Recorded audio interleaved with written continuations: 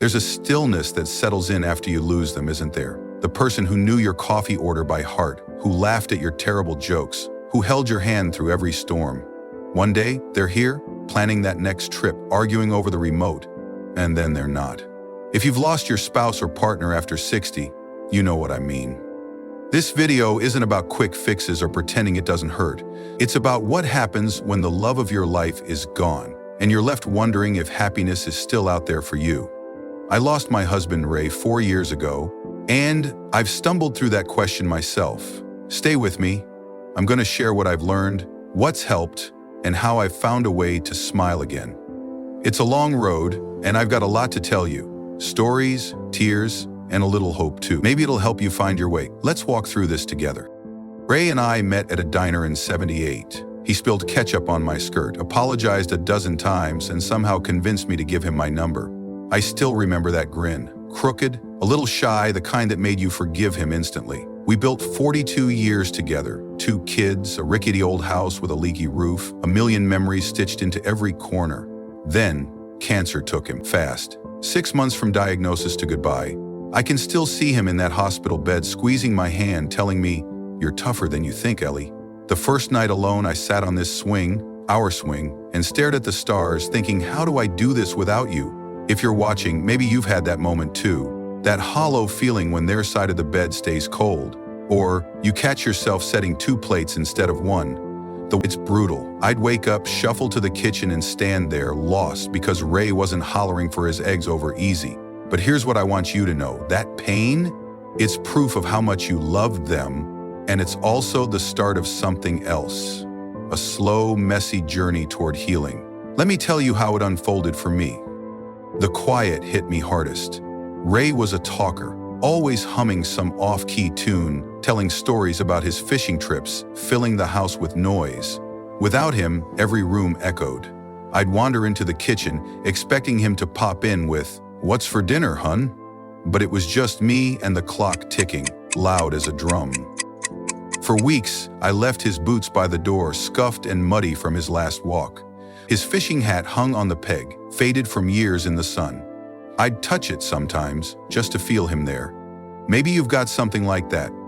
A sweater they wore threadbare, a watch they wound every night, a note they scribbled on the fridge. We hold on to those pieces because letting go feels impossible. I couldn't even wash his coffee mug for a month. It sat there, stained, like a monument. People kept saying, "You'll get through this," but I didn't want to hear it. Through to what? A life without him? At 64, I thought my best years were buried with him. But grief, it's sneaky. It doesn't just sit there. It shifts, softens, if you give it time. And that's where my story started to turn. One day, I decided to plant something. Ray loved daisies, said they reminded him of me, simple and stubborn. I'd teased him about it, but there I was, kneeling in the dirt, shoving daisies into the ground. I didn't know what I was doing, half of them probably drowned from my overwatering, but I sat there afterward, crying like a fool. The tears came fast, hot, and I let them fall, until the soil was muddy under me. It felt good though, like I was doing something for us, not just me. I started small after that. I'd bake his cornbread recipe, the one he'd slather with butter and grin about. Burned it the first time, Ray would have laughed his head off, but I ate it anyway. Sitting at our table, tasting the memory. I'd play his old jazz records, the ones he'd spin on Sunday mornings while flipping pancakes. I'd sway in the living room, eyes closed, pretending he was twirling me around like he did at our daughter's wedding. It wasn't the same, but it kept him close. What about you? What's one thing they loved that you could touch again? A hobby they had, a song they hummed, a place they took you? I met a woman at the market once. She'd lost her wife and started knitting scarves like they used to. Together, she said it was like holding her hand again. It's not about filling the hole, it's about softening the edges, letting them live in the everyday. Then there was Ida. She's been my neighbor since the kids were in diapers, lost her wife Clara a decade ago to a stroke. One afternoon, she knocked with a thermos of tea and said, "You don't have to talk, just sit." So we did. We sat at this table, steam curling up, and I stared at the wood grain while she sipped.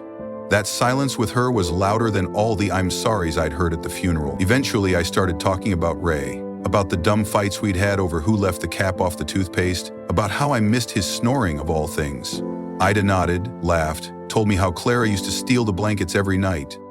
It hit me. I wasn't alone in this. There are people, friends, family, maybe even strangers, who get it. I started saying yes to them.